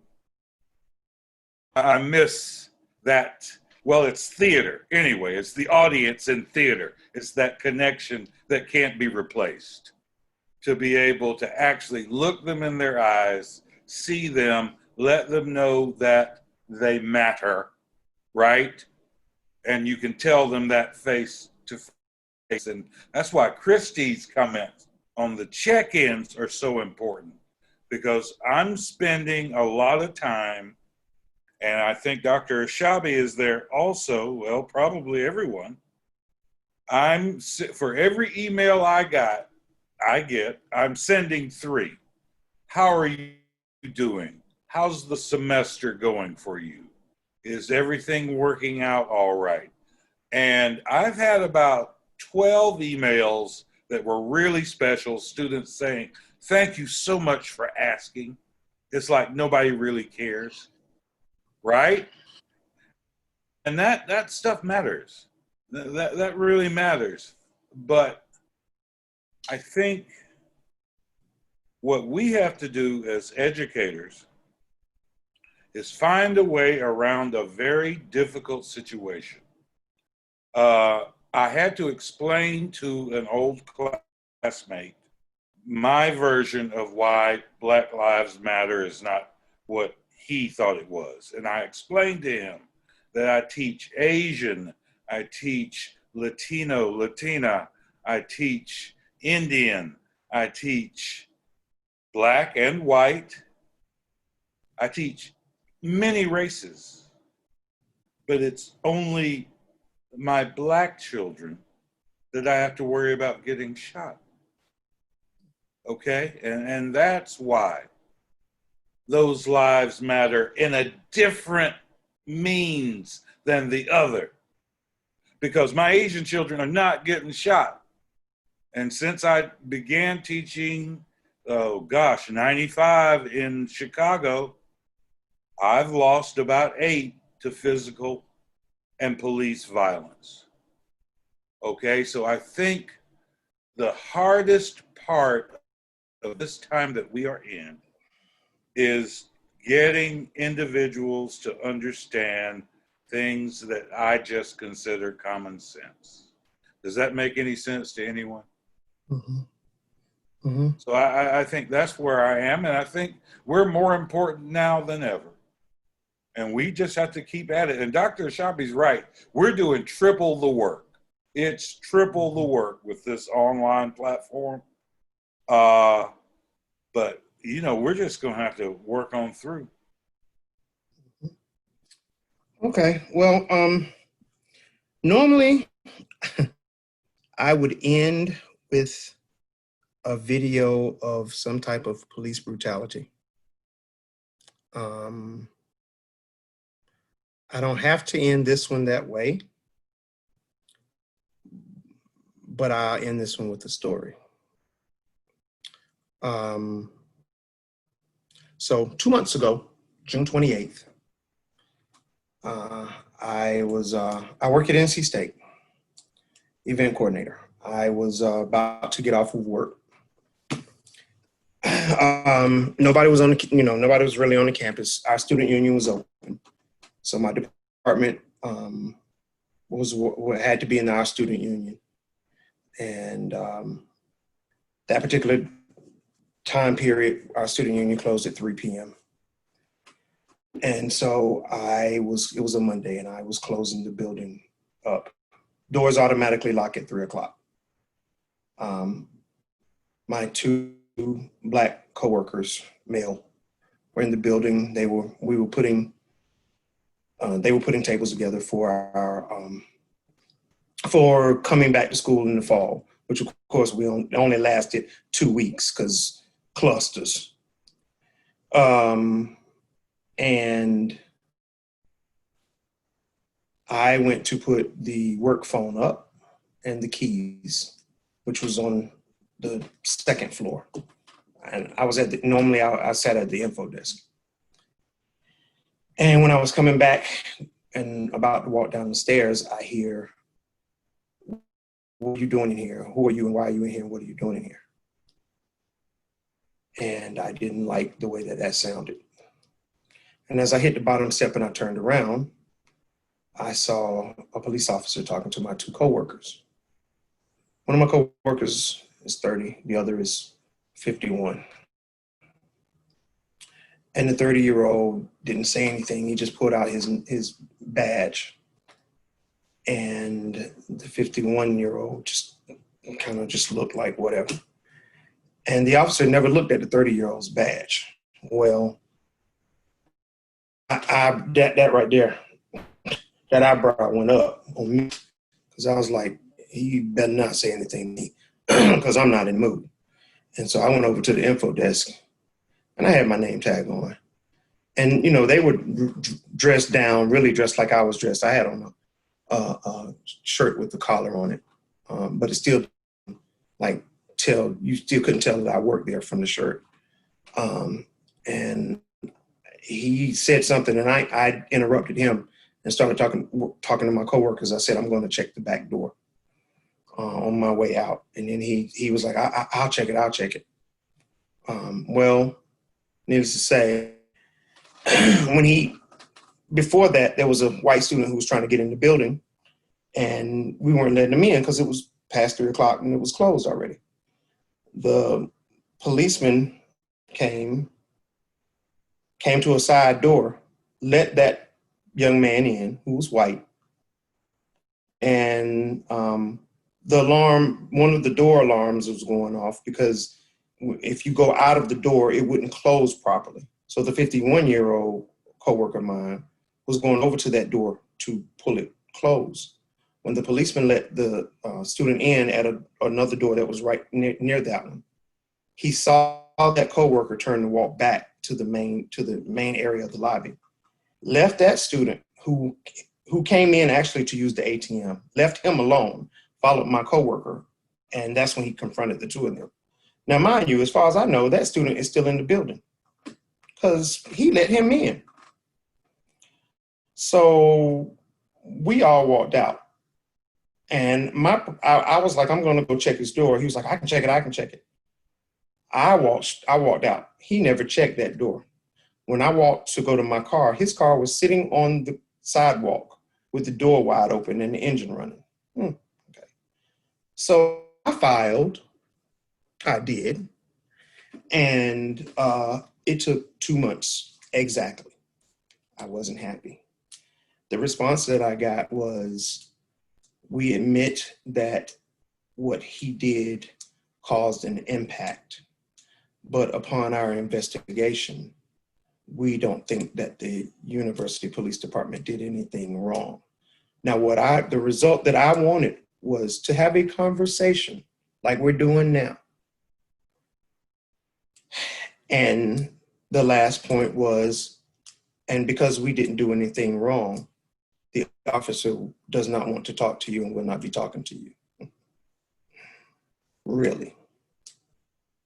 Is that really what you want? So I continued to talk to some people. Because see, I can go as high as I need to go, wherever I need to go. And when I went a little higher, that person that I went to ended up talking to the police chief. And check this part out. The police chief had actually said that we should talk. The person right below him had said we shouldn't and hadn't told the police chief. What had happened was he thought that I was going to do, like, unfortunately, some of the other Black employees on the campus. You know, a little bit uneducated, part-timers, temporary workers. You know, you get to a point where they say, we're not going to do anything because we've done our investigation. And then they just let it go away. But we had our conversation. And what I made sure he knew, and I said it exactly like I'm saying it now, I am not an uneducated nigger. And you me like one. Now, on your website, it states your mission, and it says you do all of this and you do all of that. Now, one or two things. Either your mission statement is a complete lie, or it doesn't apply to my Black skin. Which is it? So, all you at home, or are you watching? You have rights. And if you don't fight, then who will? If you're not brave enough to stand up, then who will? If you're worried about losing a job or the repercussions, then when is it going to end? Then don't go out here talking about we got rights and we should. If you're not going to do anything about it, then you're going to stay right where you are. I want to thank you guys so much for being here with me this evening. You guys were great. Thank you. I know it is 2 hours and some minutes. I owe you guys tremendously and everything. And so you guys have a wonderful evening. Reese, I'll be over to get my lobster a little bit later. You come right ahead, brother. Yes, Thanks sir. for having me. Good night, everybody. Good night, y'all. Have a good one. See y'all. Bye. Thank you.